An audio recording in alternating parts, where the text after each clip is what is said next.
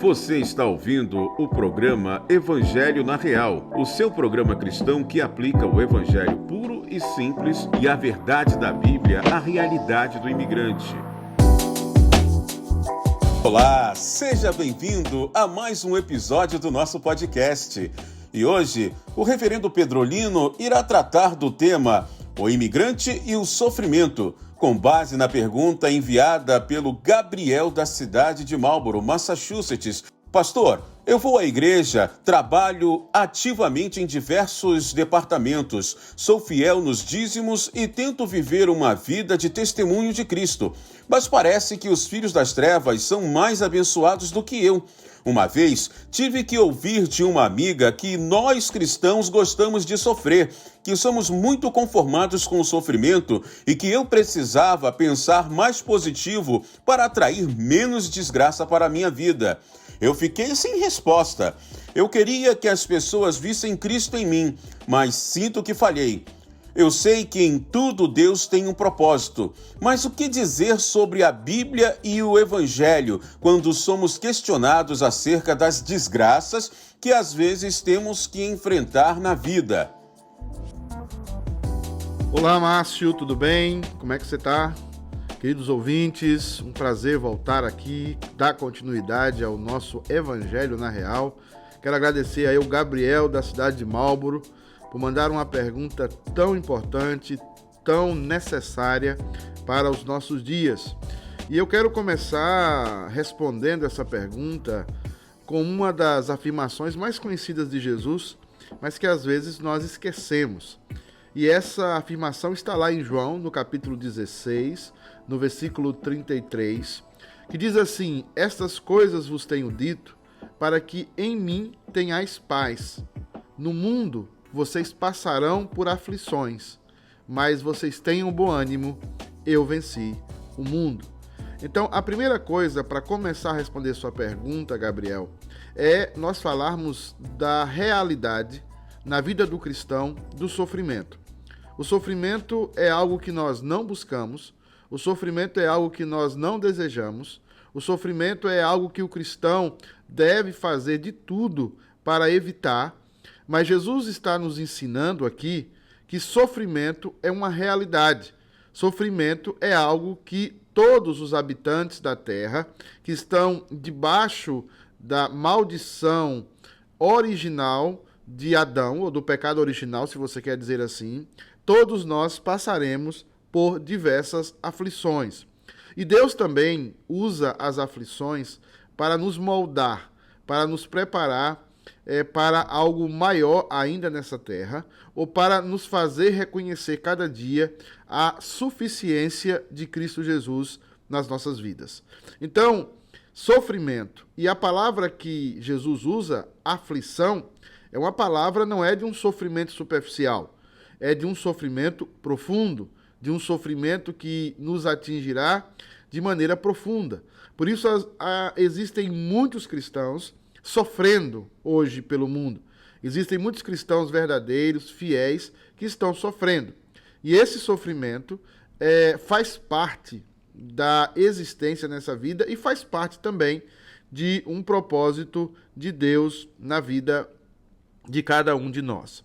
Agora, é interessante notar que a Bíblia também nos ensina sobre, muitas vezes, a necessidade do sofrimento de Cristo Jesus, para que Cristo Jesus seja moldado em nós, mas também a necessidade de nós percebermos que os ímpios lutam muito para não sofrer e às vezes aparentemente parece que eles não estão sofrendo nada.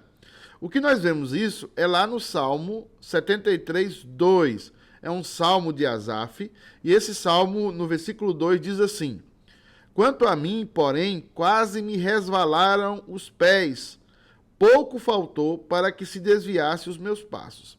Por que ele está dizendo isso? Aí ele responde no versículo 3 do Salmo 73.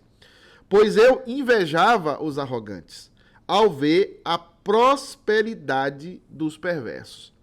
Então, existe, e aí você precisa entender, eu já falei aqui na primeira parte da pergunta que todo mundo sofre, que todo mundo tem sofrimento, que a vida ninguém está isento de sofrimento. Agora, cuidado que você está olhando uma aparência e pensando que aquela pessoa também não está sofrendo. Cuidado porque nós vivemos a época facebookiana, a época instagramiana, né? Estou aqui criando palavras, para você entender que vivemos uma época de aparências. E é esse o grande problema. Você às vezes olha para essas pessoas e pensa, aparentemente não tem problemas, aparentemente não tem enfermidades, aparentemente estão muito felizes. Mas não é assim. Por isso que quando o escritor do Salmo 73 relata, ele diz, olha, quando olhei para eles, quando vi a aparência deles, quase que se me resbalaram os pés. Eu tive inveja da prosperidade deles. Eu tive inveja da riqueza deles. Eu tive inveja da falta de problema deles. Mas, lá no versículo 17, do mesmo Salmo 73, a Bíblia diz o seguinte, até que entrei no santuário de Deus e atinei para o fim deles. Ou seja, teve quase inveja dos ímpios, até que ele entrou no templo do Senhor e ele viu e ele entendeu o fim daquelas pessoas. Essa vida, Gabriel, tem apenas 80, 90, muitos por sua robustez, pode chegarem até 100. Vai passar. Mas existe uma eternidade.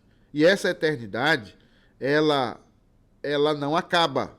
É eterna. Eternidade.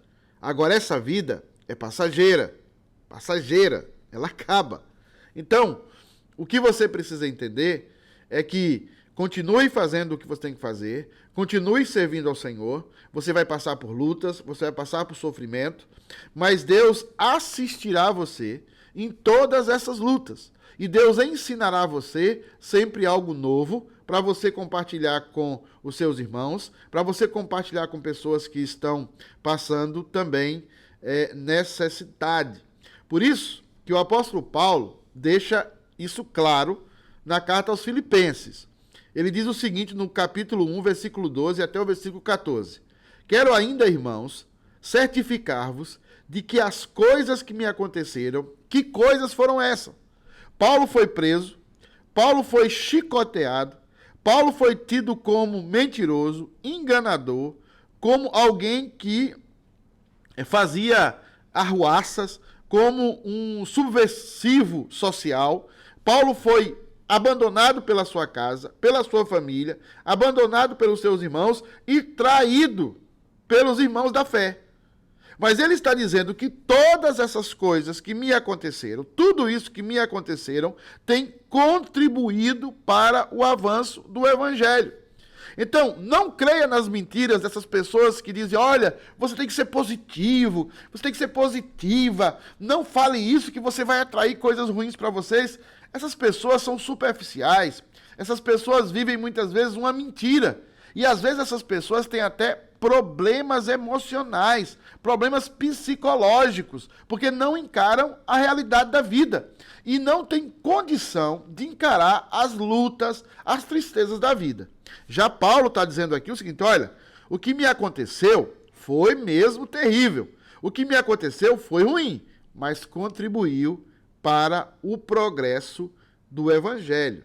E ele continua no versículo 13 dizendo, de maneira que as minhas cadeias em Cristo se tornaram conhecidas de toda a guarda pretoriana e de todos os demais. Olha que maravilha. De todos os demais, ou seja, as minhas algemas serviram aqui para pregar o Evangelho para os soldados, pregar o Evangelho para quem tem contato comigo. Essas algemas foi uma bênção. Ele não buscou ser preso. Ele não buscou o sofrimento, mas tendo passado pelo sofrimento, ele usou aquele sofrimento para que o Evangelho fosse pregado. E o texto continua. E a maioria dos irmãos, estimulados no Senhor por minhas algemas, ousam falar com mais desassombro a palavra de Deus. Ou seja, o sofrimento é para todo mundo.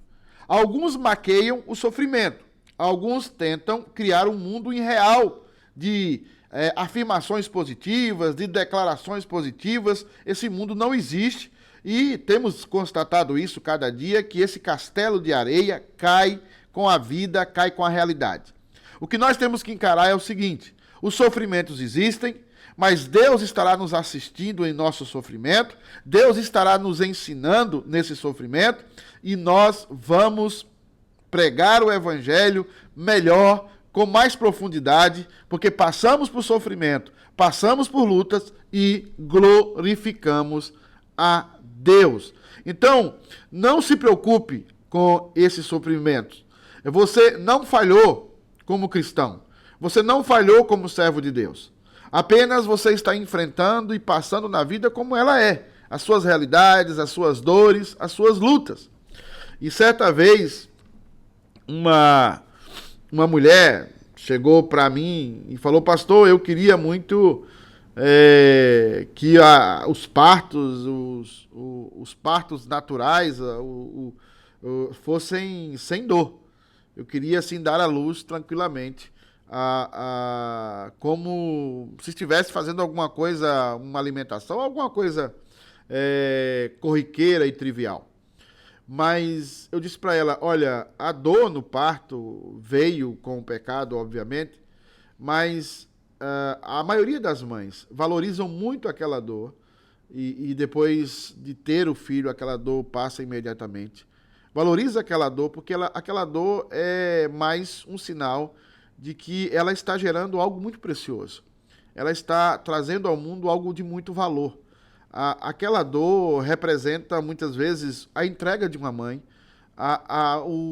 o completo deixar com que o seu corpo muitas vezes seja dilacerado para que nasça um filho, para que nasça alguém que ela vai amar por toda a vida. Mas depois que nasce, aquela dor passa imediatamente, ou quase imediatamente. Então, deixa eu dizer uma coisa para você. Todas as suas dores e os seus sofrimentos não são um sinal de desgraça na sua vida. Todas as suas dores e os seus sofrimentos são sinais de que você está no mundo real, que você está no mundo em que tem aflição.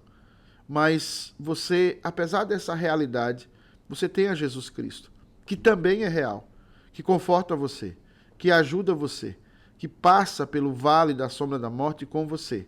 E lá adiante você aprende, você consegue de alguma forma não só aprender para você, mas ensinar aos outros. E eu quero terminar essa resposta com a história de José. A história de José é para mim o maior exemplo de um vencedor, de alguém que não é um desgraçado, mas alguém que em nenhum momento se entregou àquilo que na teologia nós chamamos de confissão positiva. José nasce numa família estabilizada. José é o filho querido do seu pai. José tem os seus defeitos, porque a Bíblia fala que ele falava mal dos seus irmãos para o seu pai. Mas ele é alguém especial. Deus, desde cedo, diz: José, você será alguém especial. E mostra isso através dos sonhos que José tem. Mas em um determinado momento da vida de José, José passa por um sofrimento terrível. Ele é vendido.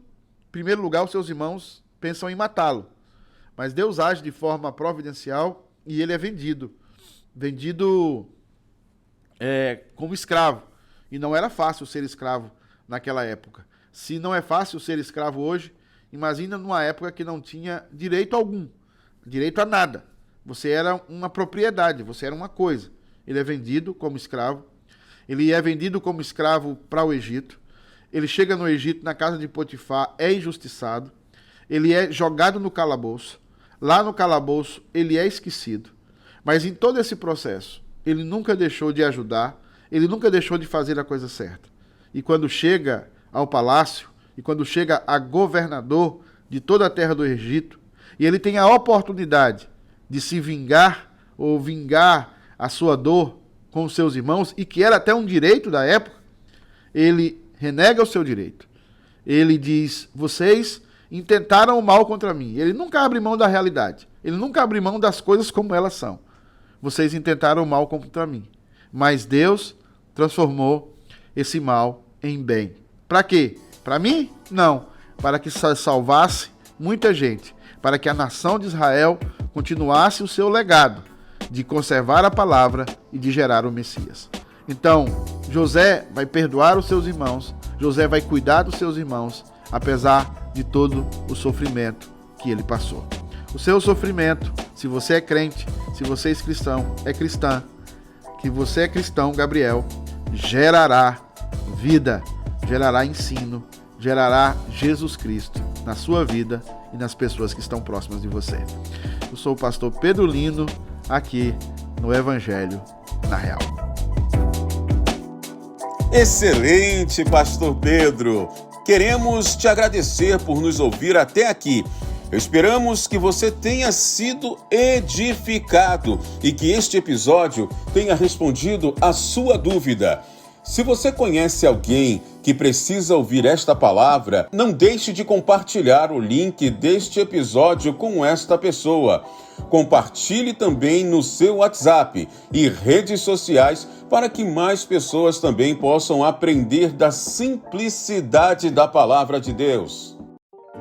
Lembrando que você também pode fazer a sua pergunta. Envie-nos um e-mail para a nossa produção com o seu primeiro nome, cidade de onde está falando e pergunte para utv@ctkunited.org. Toda semana estaremos aqui para apresentar o Evangelho de Jesus Cristo aplicado à vida cotidiana, com base na teologia reformada. Então não deixe de se inscrever para não perder nenhum episódio. Este programa é produzido pela Igreja Presbiteriana Christ the King United, localizada na cidade de Ubor, Massachusetts, nos Estados Unidos. O endereço da nossa igreja pode ser encontrado na descrição deste episódio, ou você pode acessar o nosso website www.ctkunited.org. Nos siga também nas redes sociais. Eu sou o seu co-host, Márcio Araújo, e as perguntas deste programa são respondidas pelo nosso pastor local, Reverendo Pedro Lino. Obrigado por nos ouvir e até o próximo.